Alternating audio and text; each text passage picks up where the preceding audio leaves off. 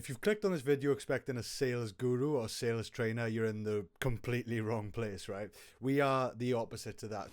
You shouldn't open a sales call by trying to build rapport. You're not just this really serious, boring person that's just there to get a deal over the line. One simple word will change the way that they see things compared to you just going in and saying, okay, what are you struggling with? What's your problems? I learned the hard way how important closer positioning is. You can wow the client, make them feel reassured, and that was the sales in itself. This guy doesn't know his stuff. This isn't filling me with hope. This isn't about like a psyop. It isn't about trying to like manipulate someone. This is just about asking the right questions. If you feel awkward talking about money, it's your problem, not theirs. It's really, really important that you do this because you're just going to leave a lot of money on the table if you don't. I can't stress this enough. This is just the first pillar. Alright guys, welcome back to another video, and if you've clicked on this video expecting a sales guru or sales trainer, you're in the completely wrong place, right? We are the opposite to that. So I believe that to become a very good salesperson and to achieve the results that we've had, I've had 1,000 calls in the last 24 months and closed at 89% within our business, PB Academy, which we've built the business to over a team of 5 coaches, 250 plus active clients. So that's my experience right there, right?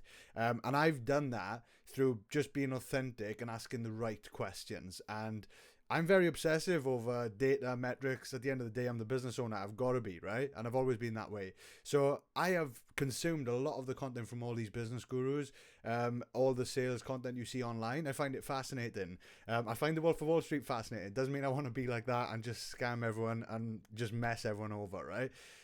There is 2 different ways you can go about it. You can force people to work with you with all these objection handling, sleazy sales tactics from a used car salesman, or you can just ask people the right questions, make sure they're the right fit for you. But by asking the right questions, they see the value in what you do, and that's what we believe in. So if you're like that and you want to be a better salesperson for your business, to get more deals over the line, because you know there's people on that are the right fit for you on the other side of that Zoom call, but they're not taking the next step, they're not paying you.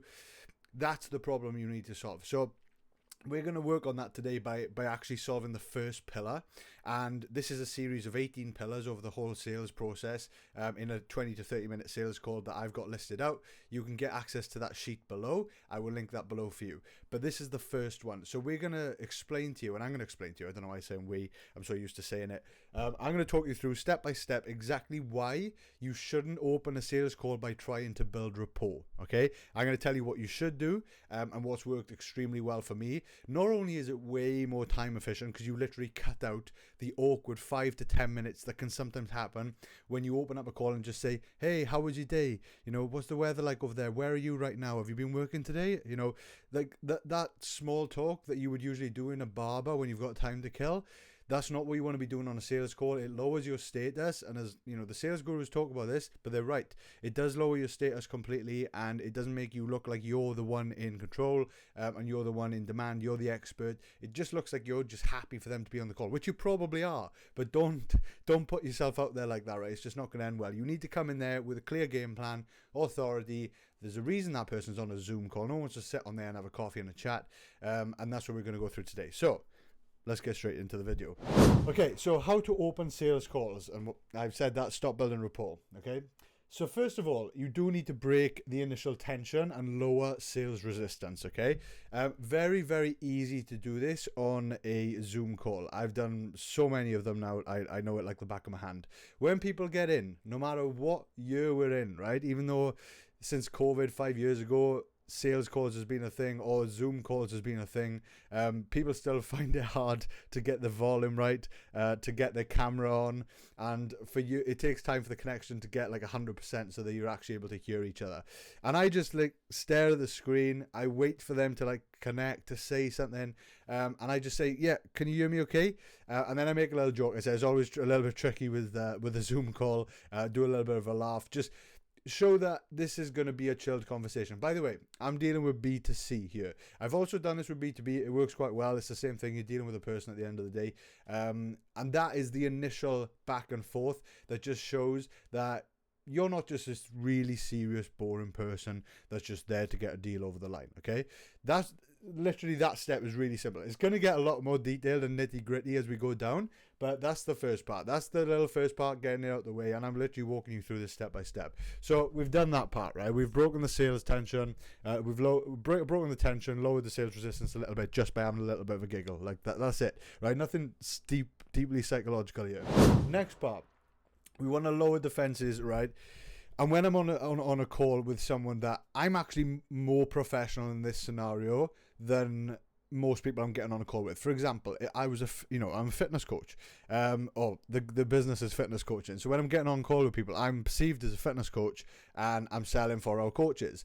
And what I want to do in this scenario is just say to them, like, listen, this call is pretty chill. And that's how I started off. Like that, these two steps are really quick and simple. You're probably thinking, oh my God, this is terrible. This is going to get a lot deeper, right? So this part is just being very, very simple. Just saying this call is pretty chill, and then I move on to my next pillar. So those two things are really, really important though, because it does lower the barrier. It's the same as like if you're having an interview with someone, you know, when someone says, I want you to come in for an informal chat. It's the same thing. It's just kind of just making them feel a little bit better. That one simple word will change the way that they see things compared to you just going in and saying, okay, what are you struggling with? What's your problems? Like, doing that is going to make someone feel on edge, feel like they're being judged. They're going to struggle to open up and struggle to feel vulnerable. Starting it off with this first call is pretty chill. We're going to have a bit of a conversation. We're going to find out more about each other, and I'll go back into the next pillar now, so I actually stay on track and not go off on a tangent, which I like to do. So that's the first 2 points, right? Just lowering sales resistance. Next part. This is where we start to get a little bit deeper now, and I'm going to give you a fun story on this one, right? So I didn't just work. Well, mainly when I was scaling that business, I made a good friend who runs an accountancy firm, and it's growing rapidly now. He's probably the most successful person I know, especially for our age. Not going to name names, but anyway, he asked me to work on a project with him, which he was trying to build out a new part to his sales system, a new offering, a new service offering completely. He wanted me to help him build that out. He basically seen the systems we'd built with client acquisition, sales and everything on PB, with the online coaching. And this was different because this was offering accountancy services to professionals, so B2B, right? Completely different game. And what I found was, you have the authority as the founder. You, more than likely watching this video, are the face of the business, meaning you make all your social media content, you're the coach, you're the one they see in your marketing, they know you from their stories, like, you are the face. That carries a lot of weight, right? You see people talk about getting like a 20%, 40% close rate, even 15% close rate, and they're happy with it. That's because that's with a salesperson that nobody knows and they're not tied to the brand. If you're tied to the brand, that's the reason why I've got an 89% close rate, and I'm proud of it, because I know that usually in a business that would be way too high, and people would say you need to put your prices up because you're clearly selling too cheap to have such a high close rate. But it's because when I was on the call, it was carrying a lot of weight. When other people tried to take the call, the close rate would drop to about 50-60%, which is still good, but it wasn't me. I was having that because I was the face of the business. So anyway, this is why I learned the hard way how important closer positioning is. And positioning is the key word here. So it's basically the salesperson that's on the other side of the call. You need to introduce yourself to who you are. So let me give you this quick example from the accountancy business, right? Now, when we get on a call, if you're a fitness coach, if you're a coach, you've got all of the knowledge and experience to basically be a doctor on that call, meaning you can diagnose someone, you can offer solutions in real time, you can showcase your expertise. Okay, normally a salesperson doesn't have that unique product or service expertise that they can use with the client on the other side of the call or the prospect on the other side of the call to actually diagnose that person and offer solutions. Okay, it's probably going to be wrong, it's probably going to be incorrect, and they're probably not going to wow the client, right? So in this scenario, what we had to do was we had to clearly change the positioning of the closer early on in the call, because what was happening was this closer, who wasn't an accountant, easy example, didn't have the expertise of accounting, was getting on the call with business owners, with prospects on the other side, and within 5 minutes of the call, the prospect would basically bring up the problem they have, and they'd say, listen, I've just had this tax bill come through. My expenses are this much. I haven't claimed for this. I haven't claimed for that. Can I claim for this?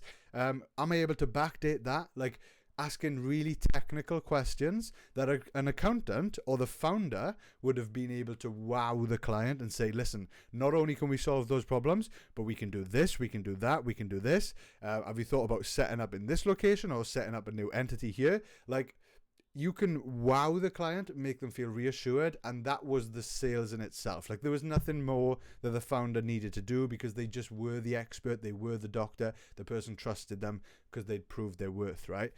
Now, we had a challenge on our hands because that's the way that the sales process had been going all the time because the founder was on sales.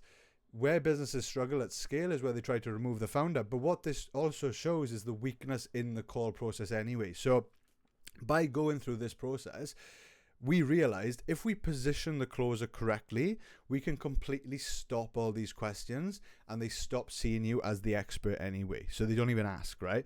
And what we got this person to do was basically just say very early on in the call, introducing himself. Hi, my name is Slough.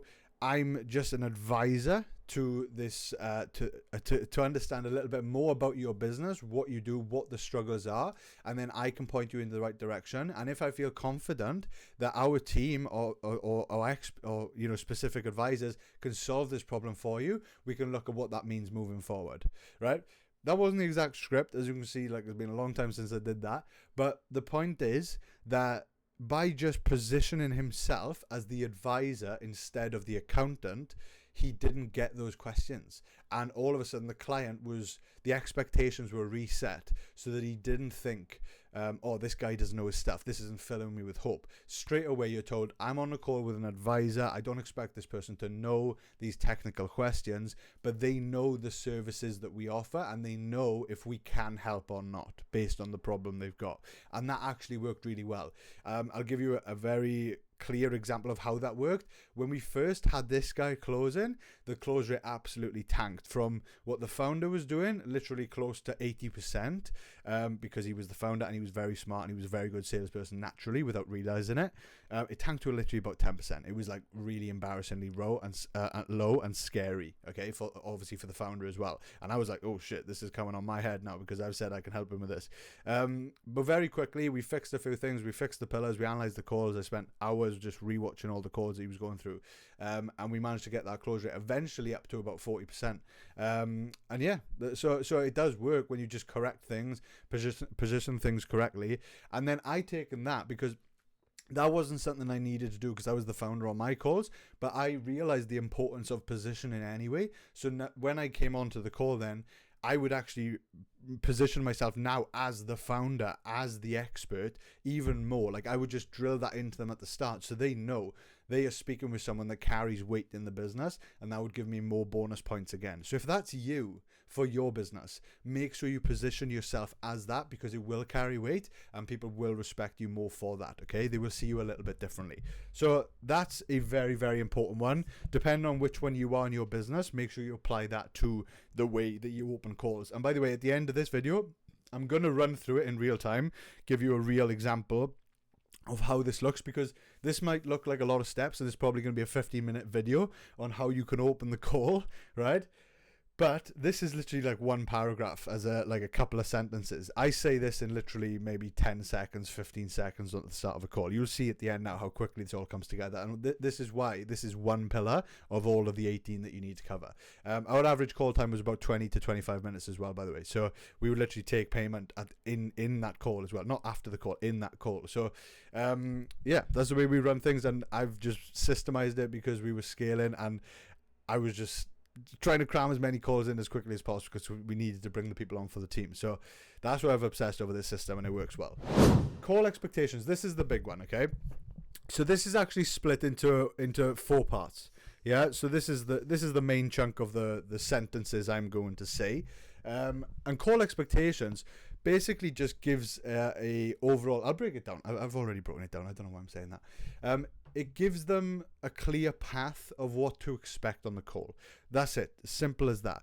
Now, the reason this works is because it prepares people for what to come. It prepares them mentally for what they're about to be, open to. For example, if I've never met you or have a conversation with you, and I say to you now, so tell me about the most embarrassing moment in your life.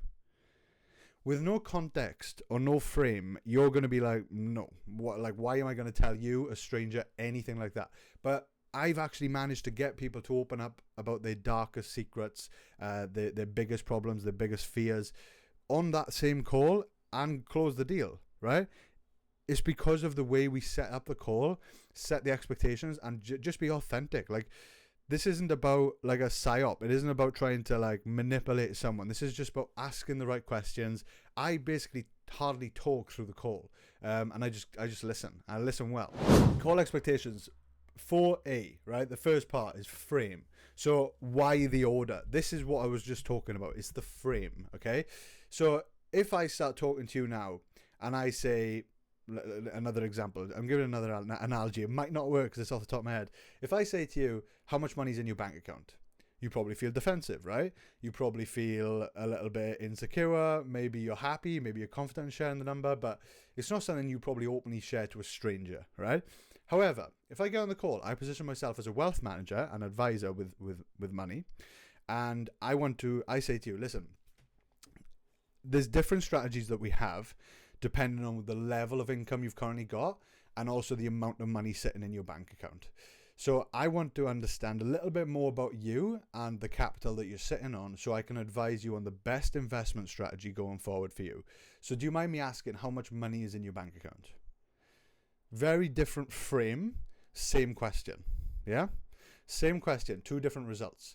So that frame alone has allowed me to get you to open up and tell me things that you wouldn't tell a stranger, but you would tell me now based on the positioning and the frame. So I hope that's already made that a little bit clear as to why that's important. So the frame, I'll run through an example at the end, but the frame I would usually give on a fitness call is I would say that, listen, I need to understand a little bit more about you so that I understand if our services are actually going to work for you and if you're going to benefit, and I can guarantee results. Then I go into the next part, which is the running order of the call, which is AKA the sales pillars that we go through, okay? So, example of the running order of the call, and this is just to give them an example of what's to come and how deep we're going to go. So, for example, I would say to them, I would frame why I need to understand it, because I want to understand if we are a good fit for each other to work together. So what I need to understand about you is what you're currently struggling with now. I need to know a little bit about your lifestyle, your work, your relationships. I need to understand about any struggles you've potentially faced in the past and what goals you're really aiming for, like why this actually matters to you. And if you don't mind, I might ask some questions that might make you think, this is a little bit personal, but I need to understand that to make sure that this is going to work for us, okay? I'll run through the actual script and give you an example, but that's just off the top of my head, giving you a clear example of why I explain the running order of the call. And then I also say in that running order of the call, basically just covering the pillars that we're going to go through. So I give a quick overview. I'll run through the exact script after this word by word. Even though I'm a big fan of no scripts and just following pillars, which I'll explain in another video. But the scripts are there just to get you a little bit trained up really to understand, what it is that you need to cover, what you need to speak about, and just get you speaking a lot more fluent. Next part. So we've done that. We've basically covered the frame and we've covered the running order of the call. Now the next part is going to be the questions, okay? So now the first part of this is you've explained to them how this is going to go and why it needs to go that way.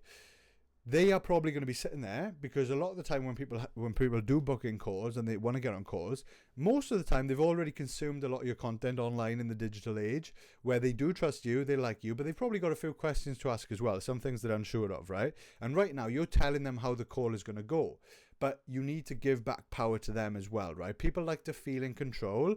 You're in control because you're running this call, but they need to feel like they're not just being pushed over and they're not going to have a say, because they will interrupt, they will ask earlier on than they're supposed to, than what would be ideal, and you want to always direct them back to go through the pillars that we've planned out.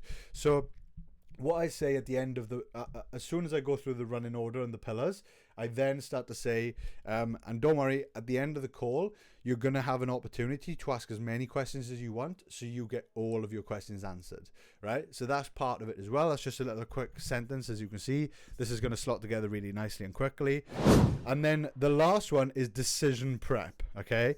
Now, this is for the people that really struggle to take payment on a call, right? The analogy I always give is like when people get on a call, a lot of the time, if their expectations are that they are potentially going to move forward with this, then they won't feel opposed to paying you. Okay?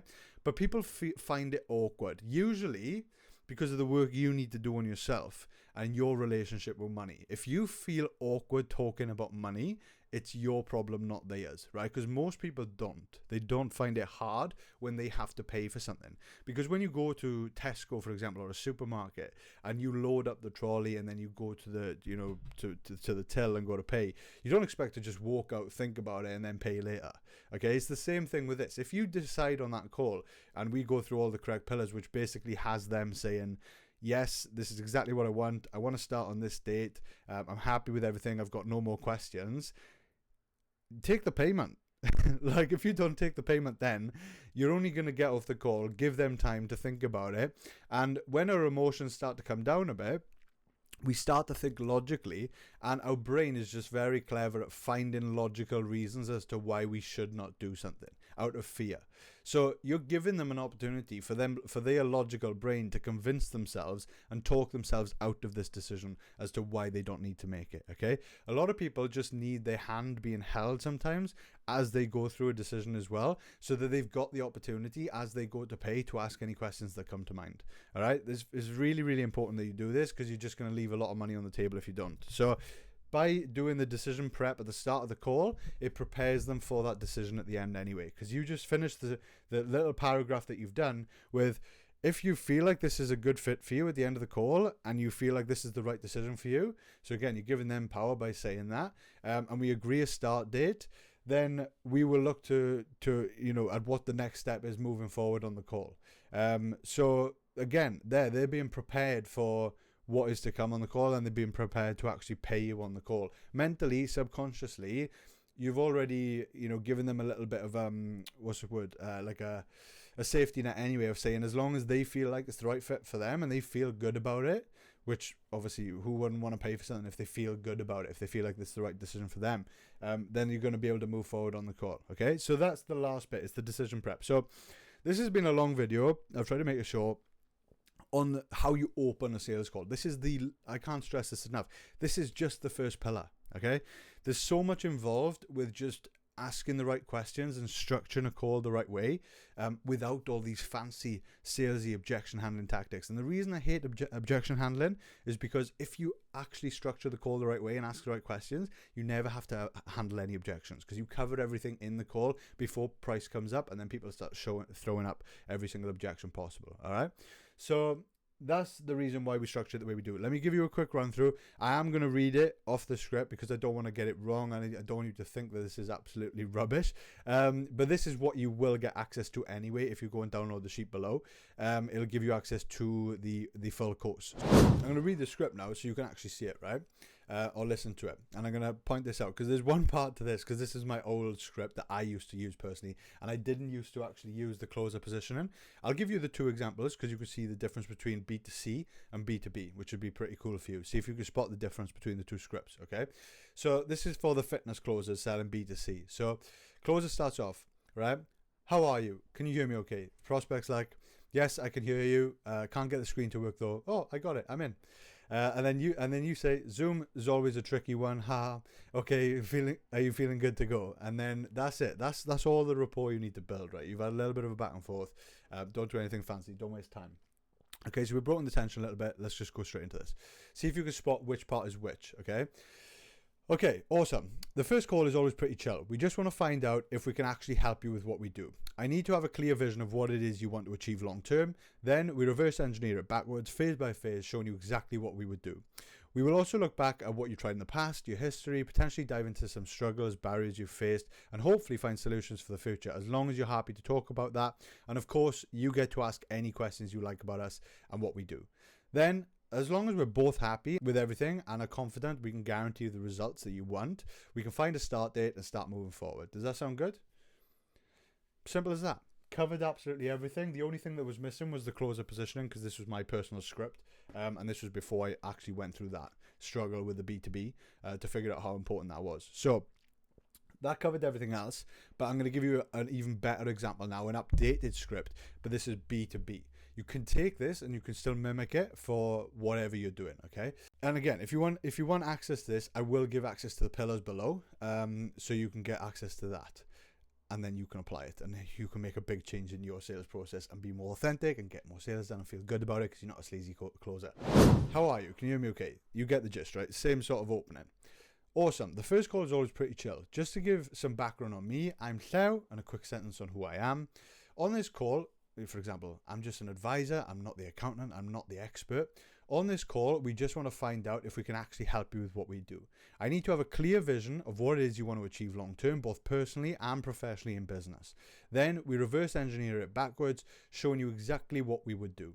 We will also look back at what you've tried in the past and potentially dive into some struggles or barriers you've faced and hopefully find solutions for the future, as long as you are happy to talk about that. And of course, you get to ask any questions you like about us and what we do. Then, as long as we're both happy with everything and are confident we can guarantee the results you want, we can find a start date and go from there. Does that sound good? Very similar, right? Very, very similar. The difference mainly was to do with the closer positioning, making that clear, and the frame as well, because the frame is important with B2B because it's very hard to sometimes pull emotion into it for a business decision because it can be very logical. But usually when you're dealing in, the small business owner space, you're still dealing with one person or the founder or a small team. And if it's the main decision maker, the key decision maker, then you're going to actually be able to pull on those emotions a little bit to understand the reason why they want to make that decision in the first place. So a lot of the time when they want something for their business, there's a deeper reason why it's affecting them personally. And it might be to do with their goals and aspirations or just clear problems it's actually causing them. So anyway, I hope you can see now why opening a call and spending 5 to 10 minutes talking about their day, talking about their cat, or talking about their dog is not the best way to open a sales call. It's a waste of time for you. And if you're dealing with a business owner, it's a massive waste of time on them. So don't lower your status, increase your status, be more professional in the nicest way, and open a call like this. And I guarantee the success you'll have on the calls will be so much better. So yeah, I hope that helps. And yeah, make sure you subscribe if you're trying to grow or scale a service-based business. This is what this channel's all about. And I just enjoy making these videos. I find it interesting. So yeah, I'll see you in the next one.